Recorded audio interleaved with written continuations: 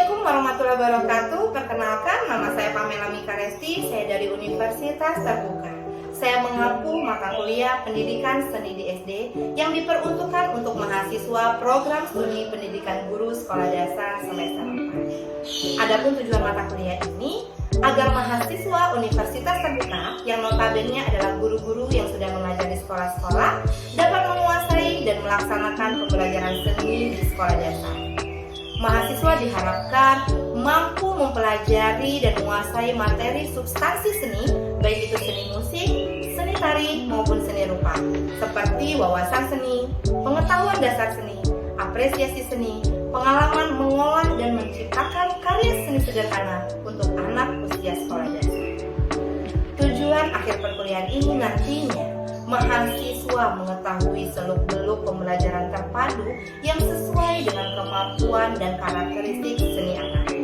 Dan tujuan akhir, mahasiswa juga mampu mendesain pembelajaran terpadu seni di sekolah dasar tempat mereka mengajar. Pembelajaran mata kuliah ini dilaksanakan dengan menerapkan pendekatan student centered learning. Di antaranya dilakukan melalui metode penugasan, case method, dan project based learning. Penilaian dilakukan melalui ujian tulis, penilaian tugas data produk, dan penilaian kinerja baik secara individu maupun kelompok. Pembelajaran mata kuliah pendidikan seni di SD dilaksanakan secara tatap maya, menggunakan modul tutorial berbasis web, dan juga menggunakan learning management system. Baik, saya akan menampilkan pembelajaran pada perkuliahan pertemuan kelima materi penciptaan tari anak sekolah dasar.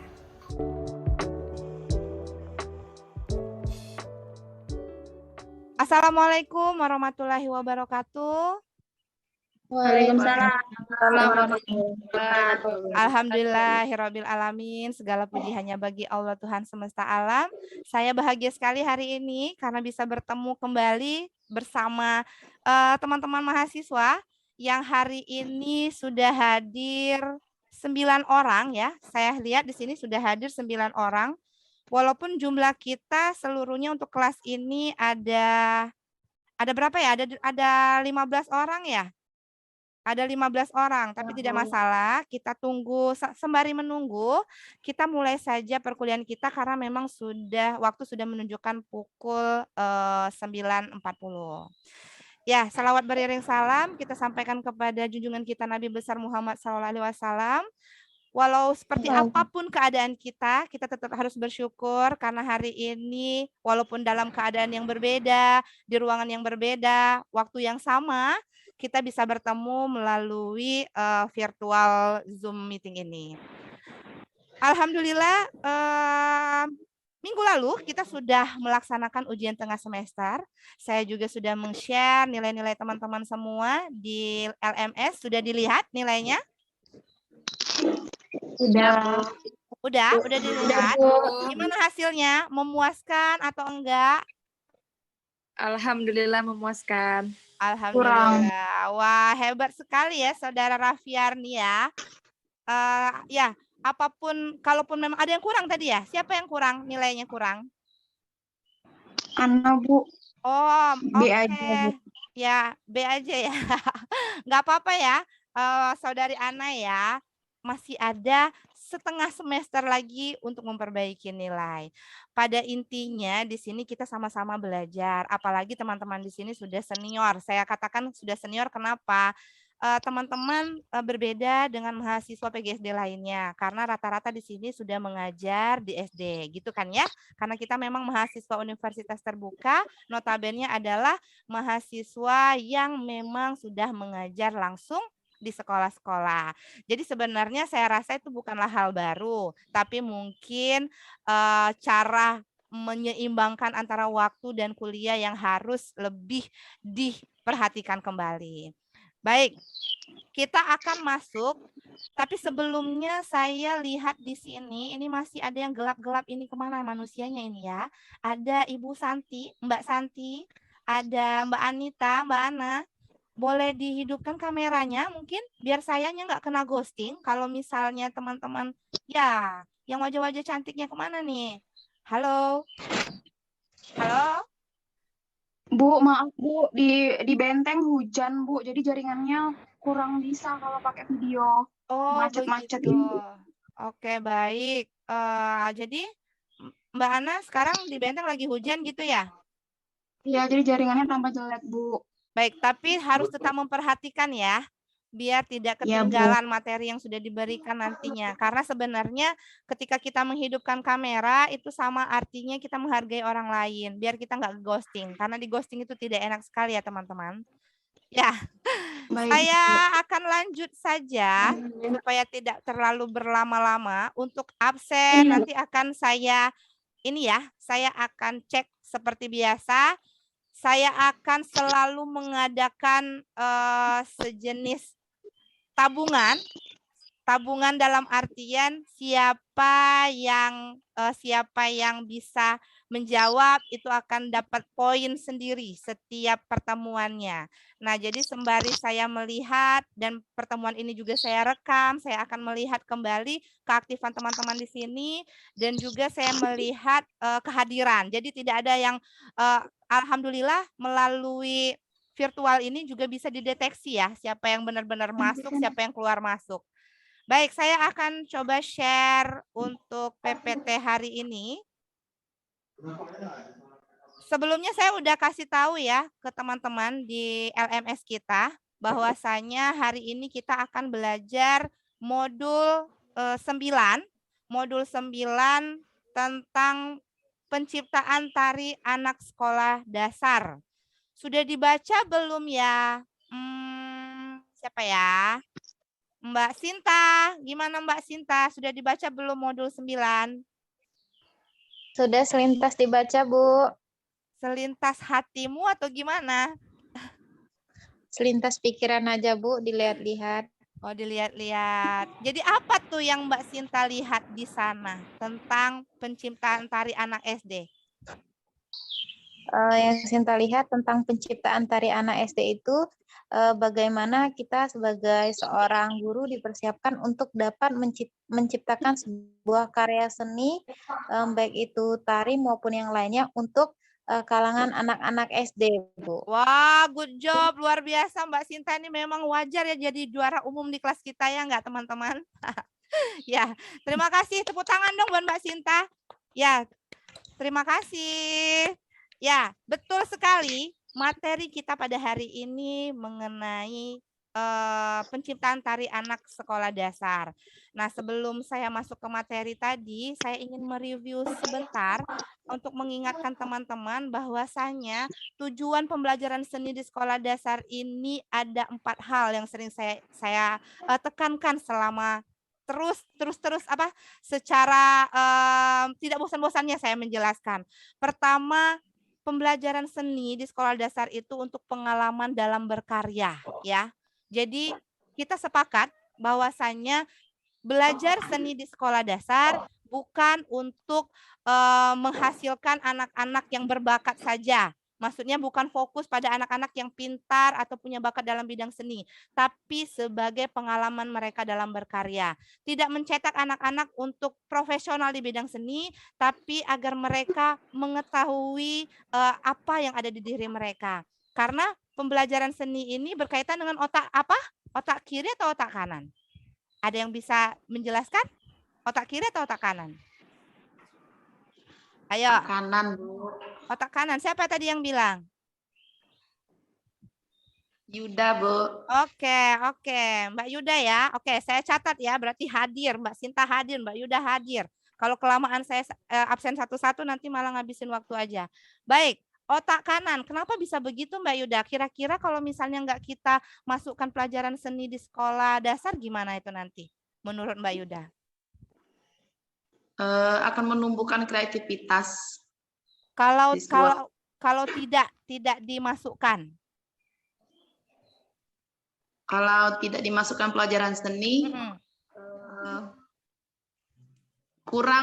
kreativitasnya kurang tergali. Ya, bagus. Ya benar ya. Karena memang pembelajaran seni ini mengasah otak kanan supaya enggak berat sebelah. Kalau semuanya kita belajar IPA aja, matematika aja, nanti otak otak teman apa otak anak-anak kita pada berat sebelah kiri semua nanti ya. Kasihan kan ya. Jadi memang kita harus menyeimbangkan. Betul sekali yang disampaikan oleh Mbak Yuda bahwasanya kita harus menyeimbangkan. Jadi mereka harus ada keseimbangan antara perkembangan otak kanan dan otak kiri anak usia sekolah dasar. Dan yang kedua itu ada pengalaman dalam menciptakan konsep karya. Ini saya hanya mereview ulang ya karena ini sudah kita pelajari bersama. Pengalaman berestetika dan pengalaman untuk merasakan fungsi pendidikan seni bagi kehidupan. Nah, ini dia kita masuk ke materi yang paling ditunggu-tunggu setelah ujian tengah semester. Penciptaan gerak tari untuk anak usia sekolah dasar. Nah, itu tadi yang disampaikan oleh Mbak Sinta juga bahwasanya di modul ini nanti akan dibahas tentang bagaimana menciptakan tari secara sederhana ya, teman-teman ya. Jadi kita nggak perlu pusing-pusing bikin tari itu harus yang seperti apa ya, seperti orang-orang pertunjukan secara profesional itu tidak harus begitu. Karena memang pembelajaran seni ini memang sekadar pengalaman berkarya, hanya mengasah kemampuan-kemampuan ataupun potensi-potensi yang ada di diri anak-anak sekolah dasar. Jadi setujukah atau tadi kan saya udah dengar nih pendapat dari Mbak Sinta, kemudian Mbak Yuda, kemudian ada suara siapa tadi ya? Siapa ya kira-kira? Saya lihat dulu deh. Ini Ibu Anita Carolina. Ya, mana nih? Hilang ya gambarnya ya? Oke, mana gambarnya, Bu? Ini saya buka 2 perangkat, Bu. Yang satunya gangguan, Bu. Oh, begitu. Baik. Sekarang saya mau dengar dong suara emasnya Ibu Anita Carolina tentang seberapa pentingkah seseorang guru memahami tahapan menciptakan gerak tari untuk anak usia sekolah dasar. Oke, silakan. Menurut Mbak Anita gimana? Ya, anak-anak itu kan namanya anak-anak, mereka kan biasa untuk meniru ya, Ibu. Nah, jika gurunya tidak menciptakan hal apa yang ingin ditirunya, mungkin mereka akan bergerak dengan tidak beraturan seperti itu kan. Tidak bisa dikatakan tarian kalau gerakannya acak-acakan mungkin gitu ya, Bu, maksudnya. Oke, nggak apa-apa. Tidak ada yang nggak boleh. Itu kan pendapat dari Mbak Anita ya. Benar, nanti acak-acakan gitu ya. Betul sekali. Ada pendapat yang lain? Ada pendapat yang lain? Itu yang cantik di sana Mbak Zania Putri. Mbak Zania? Iya, Bu. Ya, menurut gimana? saya penting seorang guru di SD itu mengetahui dasar-dasar gerak tari.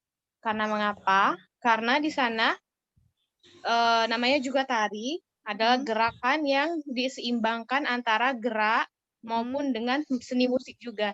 Jadi di sana untuk membantu siswa atau memberikan siswa kolaborasi antara gerakan dan seni musik begitu, Bu.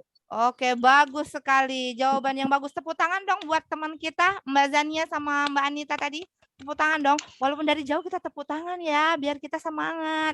Saling memberi semangat buat teman-teman semua gitu. Walaupun kita nggak bertatapan secara langsung, tetapi secara virtual pun tidak mengurangi semangat kita untuk belajar. Ya, terima kasih. Betul sekali yang disampaikan. Salah satunya, ya itu pendapat masing-masing dari teman-teman kita tadi. Tetapi pada dasarnya, kenapa guru-guru itu harus memahami tahapan menciptakan gerak tari? Karena memang penciptaan tari untuk anak-anak kita itu akan disesuaikan dengan kemampuan mereka. Jadi anak-anaknya anak-anaknya Mbak Yuda itu berbeda dengan anak-anaknya Mbak Ana gitu. Anak-anaknya Mbak siapa? Anak-anaknya Mbak Clara Monica akan berbeda dengan anak-anaknya Mbak Sinta. Karena tujuan dari mengajarkan seni di sini sebagai pengalaman berkarya, bukan untuk menjadikan mereka profesional. Tapi ada pertanyaan, Bu, gimana dong Bu? Nanti kita kan mau lomba FLS 2N dan sebagainya. Itu di luar konteks dari pembelajaran seni. Itu nanti masuknya di ekstrakurikuler. Jadi boleh kita asah anak-anak kita yang memang mempunyai bakat untuk untuk ke tingkat yang lebih bagus lagi, ibaratnya seperti itu. Baik, sekarang ada beberapa tahapan penciptaan gerak tari yang harus teman-teman ketahui. Itu ada 4 secara umum, ya. Ada 4 tahapan yang harus diketahui oleh setiap para pencipta tari, ya. Kalau saya katakan, baik itu pencipta maupun penata. Jadi baik yang menata mau yang mencipta. Tahu perbedaan pencipta dan penata? Ada yang bisa memberikan pendapat? Pencipta tari dengan penata tari kira-kira sebenarnya sama sih ya, agak sama. Cuman di dalam ilmu seni tari itu ada sedikit perbedaan. Ada yang bisa menjelaskan nggak? Kira-kira ada yang bisa apa? Mungkin pernah membaca?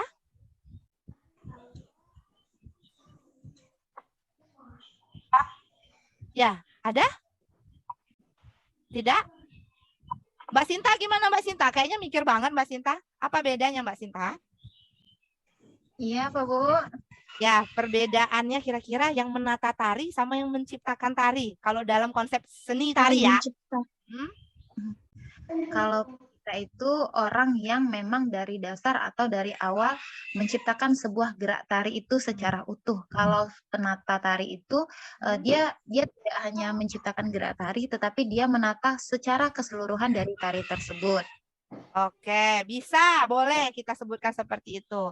Baik, jadi menciptakan dan menata itu sebenarnya tidak jauh berbeda. Tapi dalam konteks tari, khususnya dalam pembelajaran pendidikan seni di SD, kita kan sudah belajar ya di modul 2, bahwasanya ada fungsi-fungsi tari.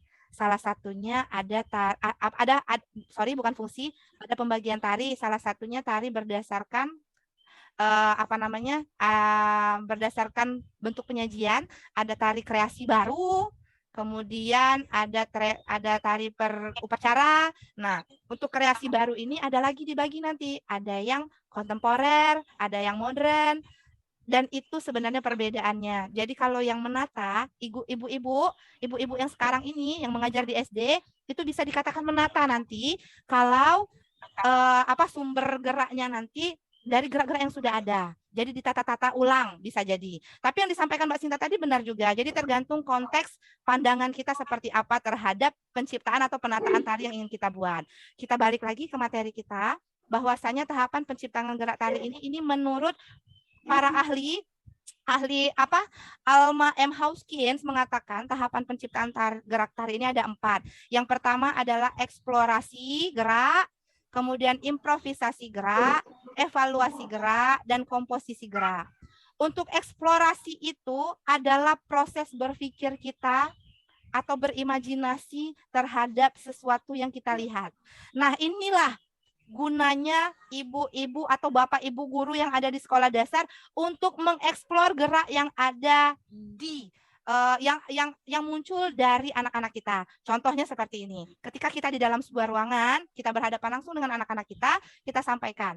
Mungkin kita bisa mulai dari eksplorasi dari auditif. Ini saya berikan contoh ya. Auditif itu seperti ini misalnya. Saya hidupkan bunyi lagu nih. Bunyi lagu. Sekarang kira-kira saya minta nih teman-teman yang di sini, Mbak Zania, Mbak Yuda, Mbak Clara, Mbak Sally, dan semuanya, sekarang memposisikan diri teman-teman, ibu-ibu, sebagai anak SD, ya. Sekarang anak SD, kita anggap teman-teman sekarang anak SD kelas 3. Sekarang ketika saya menyanyikan, topi saya bundar, apa yang dilakukan kira-kira? Coba. Sekarang coba kita nyanyi sama-sama. 1, 2, 3. Topi saya bundar. Oke, ya beberapa memang bergerak. Mbak Clara Monica bergerak dong. Gimana kalau dengar lagu ini Topi Saya Bundar? Gimana coba Mbak Clara? Coba. Saya bundar. Oke, ya. Topi. Ya, oke, terima kasih. Topi Saya Bundar. Dari situ teman-teman semua sudah bisa ciptakan gerakan. Coba Mbak Sally, gimana tadi topi saya bundarnya? Saya coba lihat. Gimana? Topi. Yuk, 1, 2, 3. Topi saya bundar. Oke. Jadi dari sana kita sudah banyak sekali referensi gerak baru. Topinya Mbak Clara tadi kayak gini. Topinya Mbak Sally kayak gini.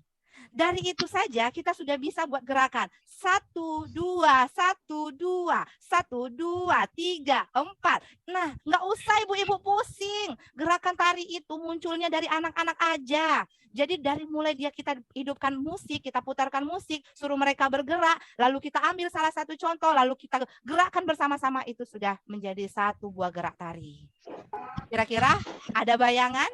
Bisa dibayangkan bagaimana cara menciptakan gerak tari? Nanti bingung ya, menciptakan cuci piring nih, misalnya nih, itu yang auditif. Sekarang kita coba review secara keseluruhan dulu ya, maksudnya. Yang ideasional, nih saya cerita. Teman-teman, anak-anak, tadi bangun tidur, disuruh ngapain sama orang tuanya?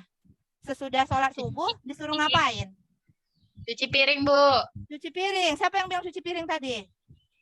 Sinta, Bu. Oh ya, Mbak Sinta. Mbak Sinta, gimana coba kalau nyuci piring? Coba deh, saya lihat dong. Pura-puranya saya gurunya Mbak Sinta ya, Mbak Sinta anak SD ya. Coba deh, Dek Sinta, gimana tadi nyuci piringnya di rumah Ibu, lihat dong. Ini, Bu. Oh gitu ya. Oh, bersih nggak tadi Sinta cuci piringnya? Bersih. dong, Bu, Ayo, kan? yuk semuanya. Mbak Yuda, Mbak Clara, kita cuci piring sama-sama yuk. Ayo, coba. Cuci piring. Iya. Sekarang ikut ya. Tuh, 2, hitungan ketiga, tangannya naik ke atas, hitungan keempat, ditepuk. Oke? 1, 2, 3, 4. Sudah deh kita ciptakan satu buah gerakan untuk tari cuci piring. Paham nggak kira-kira teman-teman secara garis besar? Ya jadi nggak usah pusing. Kalau aduh saya tuh nggak bisa menciptakan tari. Nggak usah. Kita bukan mau lagi festival lomba seni siswa nasional. Kita hanya ingin menggali apa yang ada di diri anak kita sebagai pengalaman mereka berkarya. Supaya mengasah otak kanan mereka bekerja. Biar nggak mentok di otak kiri terus. Gitu intinya. Bisa dipahami ya, secara garis besar seperti itu. Nah, untuk yang visual, eksplorasi visual seperti apa? Bisa aja nanti bosan di kelas, ibu-ibu, apa guru-guru bawa keluar deh. Keluar, ketika di luar berjalan bersama-sama, bisa lihat mungkin kupu-kupu. Wah, itu ada kupu-kupu. Siapa? Ayo anak-anak yang bisa mencontohkan gerakan kupu-kupu. Nah, dari kupu-kupu pun kita bisa bergerak. Lebih kurang seperti itu. Wah, saya banyak sekali bicara. Ada pertanyaan tidak, teman-teman? Ada pertanyaan? Tanya, Bu. Ya, baik. Siapa itu? Ya, Anita, Bu. ya, Ibu Anita, bagaimana Bu? Apa pertanyaannya? Pertanyaan gini, Bu. Jadi kan anak-anak kan kalau kita ajarkan biasanya mereka ada yang berani, ada yang malu-malu ya, Bu. Ya, Nah, untuk menggali anak yang malu-malu ini gimana ya, Bu? yang malu-malu ya. Wah, pertanyaan yang bagus sekali itu. Itu sangat sering sekali kita temukan di sekolah. Benar ya?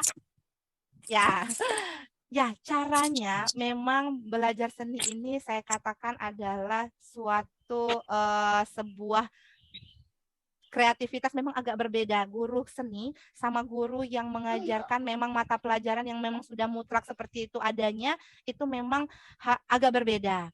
Jadi dalam artian begini, ketika kita bertemu dengan anak-anak yang memang pemalu dibandingkan teman-temannya, jangan fokus pada malunya, tapi fokuslah pada kelebihannya.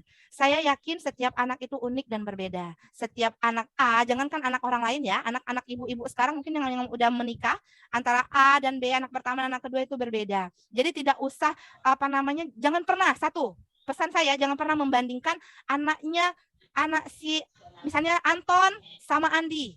Kemudian Anton Anton hebat, Andi enggak. Andi, coba lihat deh Anton. Jangan pernah seperti itu. Itu akan membuat anak-anak tidak bersemangat malahan belajar. Jadi ketika memang mereka malu-malu, ya sudah, biarkan mereka untuk mengeksplorasi dirinya kembali. Jangan dipaksakan. Karena dalam tarian ini pun, begini, saya katakan, A-nya Ibu Luki berbeda dengan A-nya Ibu Anita. Ibu Luki mungkin pintar menyanyi, Ibu Anita pintar menari. Jadi di dalam pendidikan seni di SD kita sama-sama tahu ya bahwasanya ada 3 seni, yaitu seni tari, seni musik, seni rupa. Jadi kalau memang tidak semua anak bisa 3-tiganya, tapi ada juga anak yang bisa 3-tiganya. Intinya menghadapi anak yang tidak berbakat atau anak-anak yang malu, tetap diberikan motivasi dan terus mengasah atau fokus kepada kelebihan mereka. Abaikan kekurangan mereka, bukan berarti tidak menilai, tapi coba gali kembali yang potensi yang ada di diri anak-anak. Gitu ya, Ibu Anita? Makasih, Bu. Mohon Ya. maaf, Bu. Waktunya 1 menit lagi ya, Bu. Oke, Mengingatkan. baik. Terima kasih Mbak Ana sudah mengingatkan. Kita sudah dalam ini ya pada ujung waktu. Sebenarnya banyak sekali yang ingin saya berikan, tapi nanti akan saya share kepada teman-teman contoh tari kreasi baru dari Provinsi Bengkulu. Itu akan saya share nanti linknya. Tolong dilihat. Nanti saya share di LMS. Kemudian nanti juga saya akan ada berikan tugas ya, tugas sesuai dengan proses belajar di UT, bahwasanya 8 kali pertemuan kita tatap muka, baik itu sinkronus maupun asinkronus, dan teman-teman diharapkan belajar mandiri. Pertama, silakan nanti buka video, link nanti akan saya share ya, linknya, link untuk video tari, silakan ditonton, silakan dipahami, dan kemudian baca modulnya, dan saya akan membagikan teman-teman menjadi beberapa kelompok sesuai domisili yang terdekat. Nanti kita identifikasi bersama-sama ya, yang mana yang paling dekat. Tugasnya itu tentang tentang pembuatan tari juga. Nah, nanti saya akan share juga lembar kerjanya, dan saya beri waktu teman-teman selama 2 minggu untuk berdiskusi. Silakan mengeksplor ke anaknya masing-masing. Nanti direkam dan tolong diupload di media sosial. Ya, media sosial milik gurunya tapi ya, bukan milik anak-anaknya. Jadi milik gurunya. Jadi misalnya boleh ke Instagram, boleh ke TikTok. Yang penting nanti linknya yang diberikan ke saya supaya saya bisa menilai bersama-sama. Ya, baik. Sekarang untuk terakhir, ada pertanyaan atau mungkin masih ada yang belum dipahami? Sudah ya? cukup, Bu. Baik, kalau cukup, ini yang terakhir, saya minta kepada teman-teman untuk bisa menyimpulkan apa yang menjadi materi kita hari ini. Tadi ada Mbak Ana, kemudian ada Mbak Yuda, kemudian Mbak Anita, siapa lagi ya tadi ya? Mbak Sinta, siapa? Ada Mbak Clara, kemudian siapa lagi? Tolong disebutkan teman-teman. Yang belum? Mbak Uci, kemudian Mbak Seli, udah? Oke. Ya, sekarang saya mau lihat siapakah yang beruntung bisa menyimpulkan pelajaran kita hari ini. Oke, Mbak Uci, seperti biasa kalau bisa menjawab saya kasih poin 10. Silakan Mbak Uci. Ayo, coba simpulkan apa materi kita hari ini. Baiklah, di sini saya akan coba menyimpulkan hasil kegiatan pembelajaran kita hari ini, yaitu tentang seni tari, dasar-dasar seni tari untuk anak SD. Di mana kita seorang guru harus mengetahui dasar-dasar seni tari itu, agar kenapa? Agar nantinya kita akan memberikan atau mentransfer ilmu kepada anak didik kita itu dengan baik, dengan efektif dan efisien begitu. Oke, baik. Kemudian cara kita... Oke ya, terima kasih. Gimana Mbak? Halo? Oh ya, juga tadi ada beberapa cara kita untuk mengeksplorasi gerakan tari. Ada beberapa tadi, ada yang secara auditif, secara ide maupun secara visual tadi. Oke, ya, baik. Begitu. Terima kasih, tepuk tangan dong. Ya, buat Mbak Uci, terima kasih banyak teman-teman semua. Kita udah habis waktu ya, sudah mau mulai kuliah yang lain kan ya. Saya harap semua tugasnya dikerjakan, baik itu individu yang ada di LMS maupun yang secara berkelompok nanti. Dan jangan lupa boleh bimbingan ke saya, tetap di grup WhatsApp kita, boleh silakan nanti ditanyakan atau melalui LMS juga langsung, tidak masalah. Saya akhiri pertemuan kita hari ini dengan sama-sama mengucapkan alhamdulillahirrabbilalamin. Semoga kegiatan kita, perkuliahan kita hari ini bernilai ibadah di hadapan Allah Subhanahu wa taala. Saya mohon undur ya. Mohon maaf jika selama perkuliahan ada kata atau ucap yang kurang berkenan di hati teman-teman. Kepada Allah saya mohon ampun. Wassalamualaikum warahmatullahi wabarakatuh. Waalaikumsalam. Dadah.